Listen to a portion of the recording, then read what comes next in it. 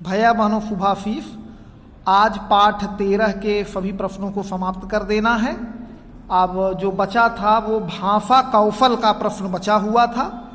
तो 15वां प्रश्न है, निम्नलिखित शब्दों में संज्ञा, सर्वनाम, विशेषण और अव्यय की पहचान करते हुए अपने वाक्यों का प्रयोग कीजिए। उदाहरण दिया, जल्दी जल्दी, यह शब्द है क्रिया विशेषण। जल्दी जल्दी मतलब क्रिया विशेषण।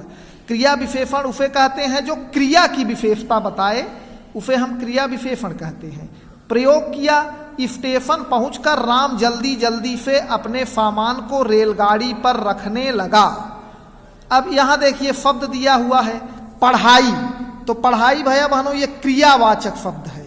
अब इसका अपने वाक्य में प्रयोग कर सकते हो, राम रात में पढ़ाई करता है। उसको यह सर्वनाम है, मकाई यह संज्ञा है, स्टेशन था।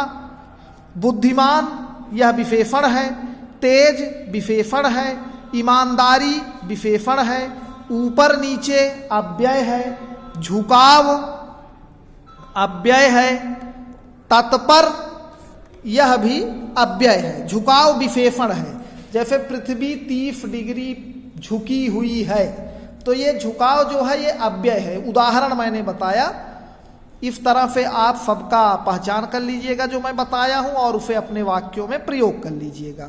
अब यहां शब्दों में आ जाइए, प्रत्यय जोड़ना है। मूल शब्द के बाद में जो शब्द जुड़ते हैं उनको हम प्रत्यय कहते हैं। और अब तीन शब्द बनाने हैं प्रत्यय से। जैसे एक इन्होंने उदाहरण में बताया है, इक सामाजिक हो गया, राजनैतिक हो गया, भौगोलिक हो गया। आई से 3 शब्द बनाइए तो हो जाएगा रसमलाई, सुनाई, चढ़ाई। आफ से बनाएंगे निकास, मिठास, खटास। वत से बनाएंगे पुत्रवत, मातृवत, विधिवत। पन से बनाएंगे सत्यापन, बचपन, बड़प्पन।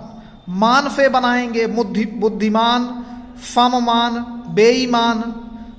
आहट से बनाएंगे बौखलाहट, घबराहट, चिकनाहट, भावुकता, उदारता, सफलता।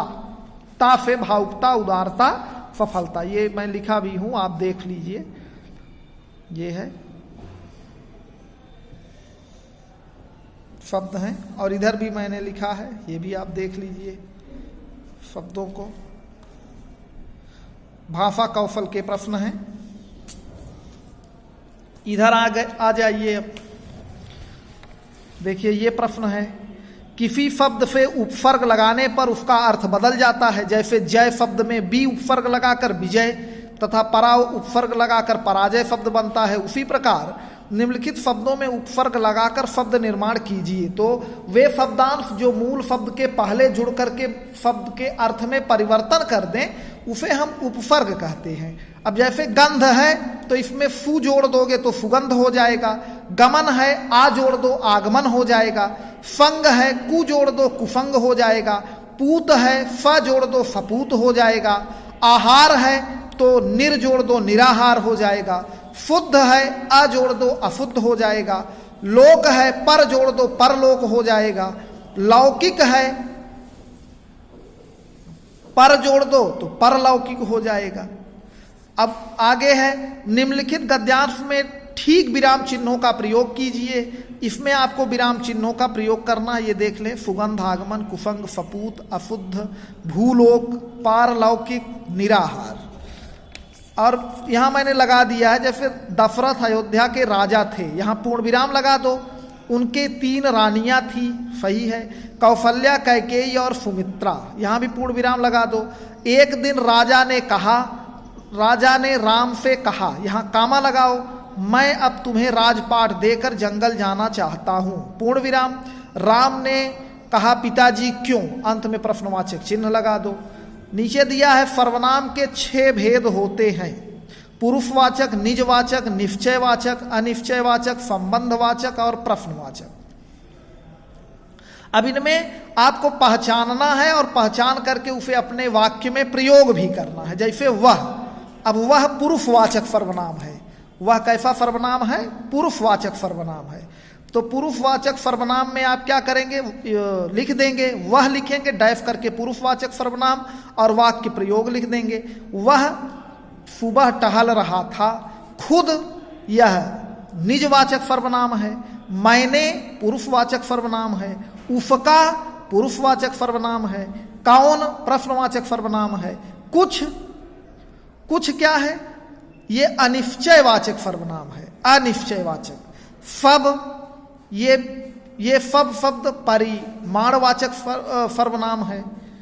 कहाँ प्रश्नवाचक है, क्यों प्रश्नवाचक है, उसने पुरुषवाचक है, मेरा पुरुषवाचक है, स्वयं यह निजवाचक सर्वनाम है।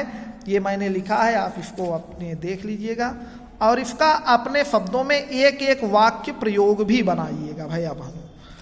तो इस तरह से यह पाठ आपका 13 पूरा हुआ। अब अगला पाठ है ठलुआ क्लब, बाबू गुलाब राय ने इसको लिखा है, इसके बारे में हम लोग कल पढ़ेंगे। तब तक के लिए धन्यवाद। आप पढ़ते रहिए और याद करते रहिए।